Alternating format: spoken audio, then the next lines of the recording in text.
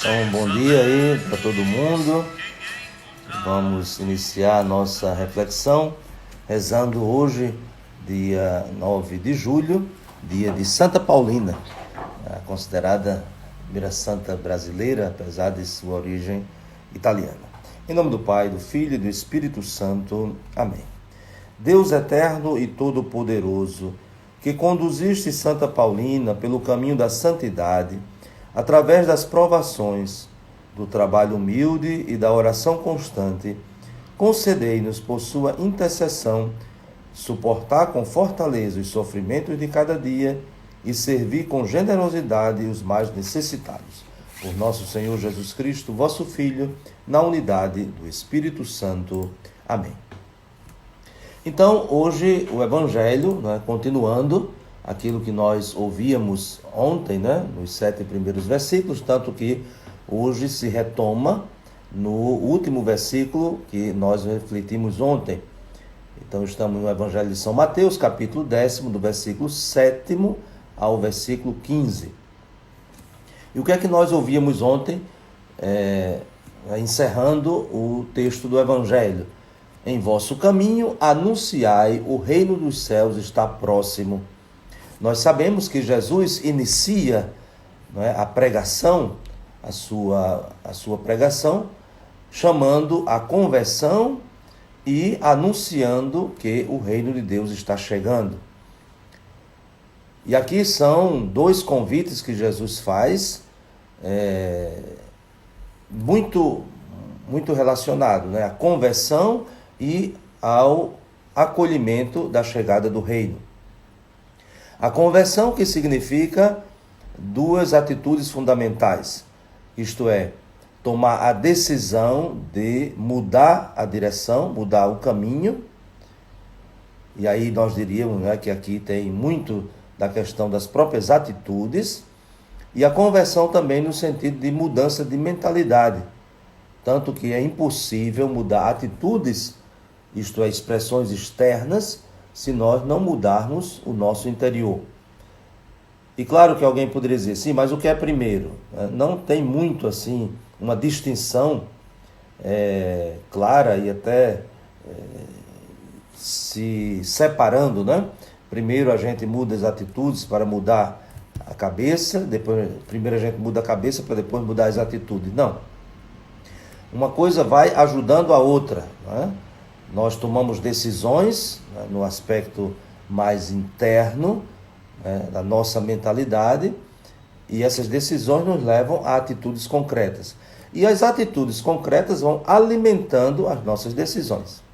Então a conversão, ela se dá como um processo que atinge a totalidade do ser humano, não apenas as suas atitudes ou seus atos externos, mas também as suas motivações para agir daquela forma. E, portanto, o convite de Jesus à conversão é também convite a acolher o reino. Por isso ele manda os discípulos, ide e anunciai. Em vosso caminho anunciai, o reino dos céus está próximo.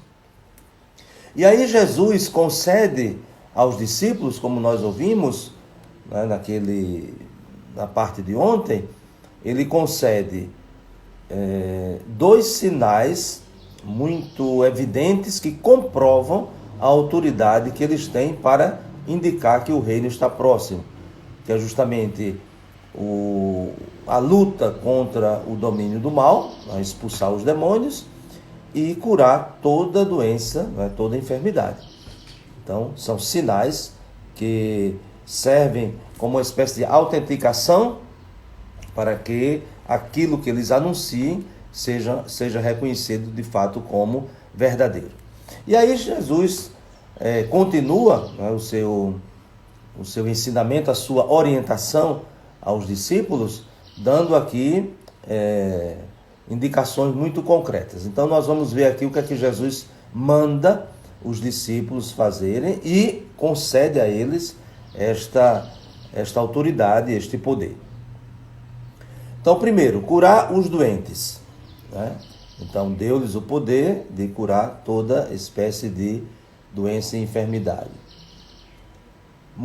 Ressuscitai os mortos purificai os leprosos, expulsai os demônios. Então, essas 4 coisas que Jesus está aqui dizendo como conteúdo da missão dos discípulos, ele já realizou. Mas se nós fizermos uma retrospectiva, né, dessas últimas reflexões, né, dos evangelhos, né, que nós estamos fazendo, nós já vimos, Jesus curou muitos doentes, ali se destaca o mudo, né, que é mais recente. Ressuscitai os mortos, Jesus já ressuscitou a menina, né, a filha de Jairo. Purificar os leprosos, também Jesus já realizou isso. Expulsar os demônios, também Jesus já realizou, né? Então, os discípulos não estão recebendo de Jesus indicações teóricas, mas os discípulos estão compartilhando da própria missão de Jesus, que se realiza justamente a partir disso que ele está fazendo, né? Curando os doentes, ressuscitando os mortos e assim por diante. Nós já ouvimos, né, outro dia o texto em que quando Jesus, né, foi passar para o outro lado, né, atravessar o mar da Galileia, então 2 pessoas, né, o escriba, o mestre da lei, e um de seus discípulos, eles tiveram reações. E o discípulo dizia: deixe primeiro enterrar o meu pai. E aí Jesus dizia: deixe os mortos enterrarem seus mortos, né? Então nós vimos que quando se diz ressuscitar os mortos, nós também precisamos compreender esses mortos que estão vivos, né? Ou seja, os mortos que precisam da palavra de Deus, que precisam fazer a experiência do encontro com o Senhor da vida. Então, isso, sem dúvida, é um dos milagres mais constantes no anúncio do Evangelho, é ressuscitar os mortos. Ou seja, tantas pessoas que tinham perdido a sua esperança, que tinham caído no desânimo, mas quando fazem a experiência do encontro com o Evangelho, então tem uma vida nova. Então, porque de todas essas coisas aqui, parece que o ressuscitar os mortos é o menos visível. Mas de forma nenhuma. O ressuscitar os mortos é muito visível na pregação do Evangelho, né? Quando se faz uma verdadeira pregação do Evangelho, que não é simplesmente transmitir informações, notícias, ideias, mas a pregação do Evangelho como levar, favorecer a experiência do encontro com o Senhor. E aí, aquela frase lapidar, podemos dizer, né? Depois que Jesus manda os discípulos fazerem isso, né? Dando o conteúdo da missão, então ele diz: de graça recebestes, de graça deveis dar. Então tudo isso é preciso compreender como recebido do próprio Deus, e recebido para dar, para compartilhar. Então isso é uma exigência, né, para quem anuncia o Evangelho, isto é, ter a consciência de que não está dando algo seu, próprio, mas está compartilhando algo que recebeu. E agora nós vamos para algumas orientações que Jesus dá, tanto do ponto de vista, diríamos, né, metodológico, né, do jeito de fazer, como também de algumas exigências que vão facilitar a realização da missão. Então, Jesus diz: não leveis ouro, nem prata, nem dinheiro nos vossos rins. Isto é, não está condicionado a condições financeiras e econômicas. Por quê? Porque o discípulo, o enviado, o apóstolo, precisa ter a convicção de que é a providência que vai à frente. Então, não é uma ingenuidade, não é uma improvisação, mas é uma confiança, né? Que é um pouco diferente, né? De não preparar-se, de não prever, né, determinadas situações e determinadas necessidades. Mas aqui o que se exige é a confiança na providência. Depois Jesus diz uma coisa interessante: nem sacola para o caminho. Então, o que significa, não levar sacola para o caminho? Porque aqui Jesus disse não levar dinheiro, E certamente o dinheiro era para alguma necessidade, sobretudo uma necessidade de alimentação. Mas aqui Jesus diz não levem sacola. Mas não diz se essa sacola tem alguma coisa. Não leve sacola, porque havia entre os discípulos dos fariseus, porque os discípulos também tinham os fariseus também tinham seus discípulos e tinham os seus missionários. E uma coisa que esses missionários dos fariseus faziam era justamente lavar sacolas para trazer aquilo que as pessoas davam. E Jesus faz uma crítica muito severa, mais adiante, lá para frente do Evangelho, faz uma crítica muito severa aos mestres da lei, aos fariseus, que devoram a casa das viúvas. E devoravam como?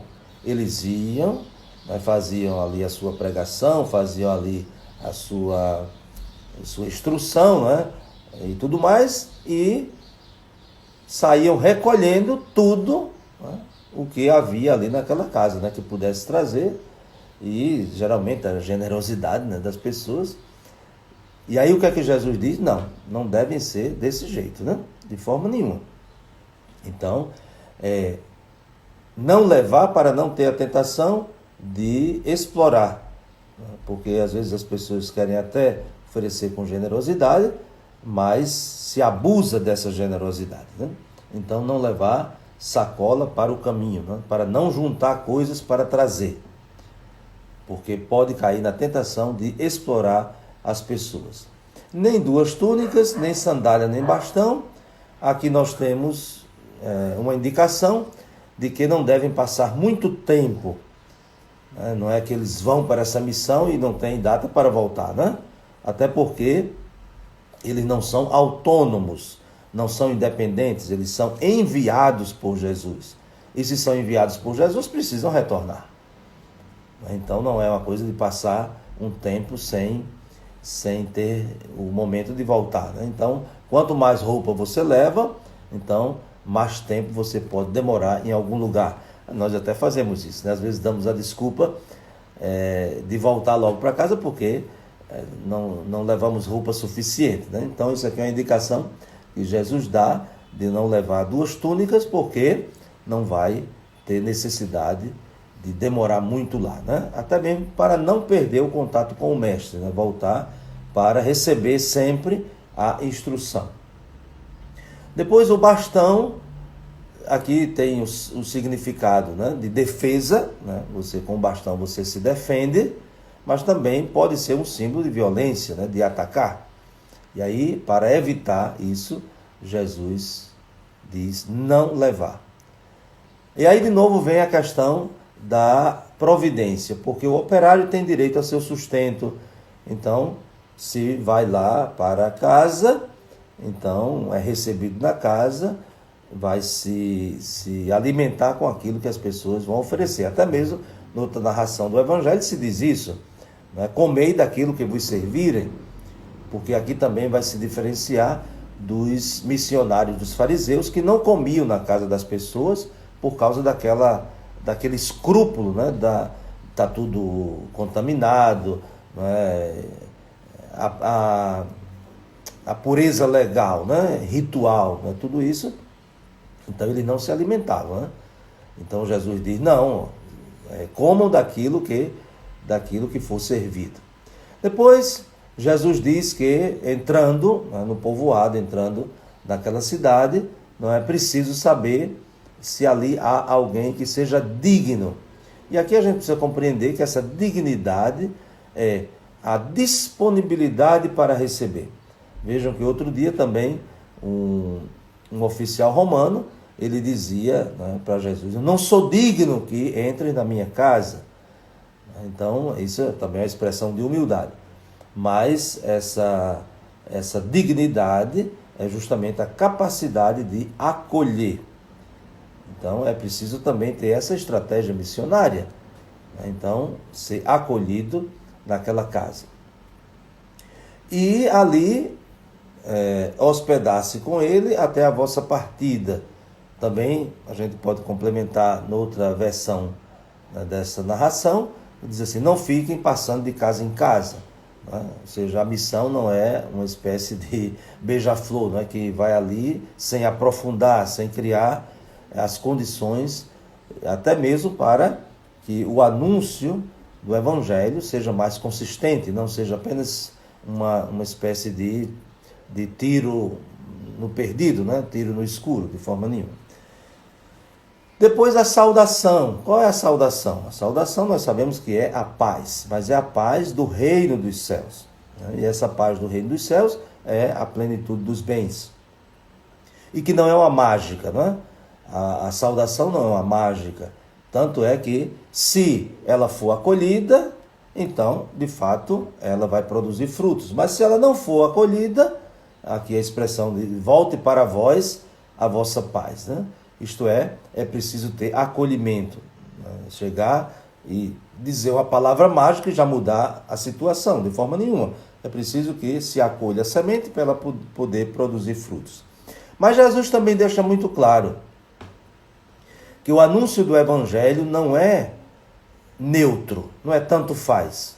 Ah, vamos, se receber, recebeu. Se não recebeu, não recebeu, fica na mesma situação. Não é. Jesus diz que eles precisam fazer um gesto diante da recusa. E o gesto é justamente de ruptura com essa atitude de rejeição. Então, vocês rejeitaram, então, se rejeitaram, vão assumir as consequências. Então, bater, né, até bater a sandália, sacudir a poeira, significa nós não temos, né, um compromisso com vocês. Né? Nós anunciamos o Evangelho, vocês não receberam, então vocês assumam as consequências disso.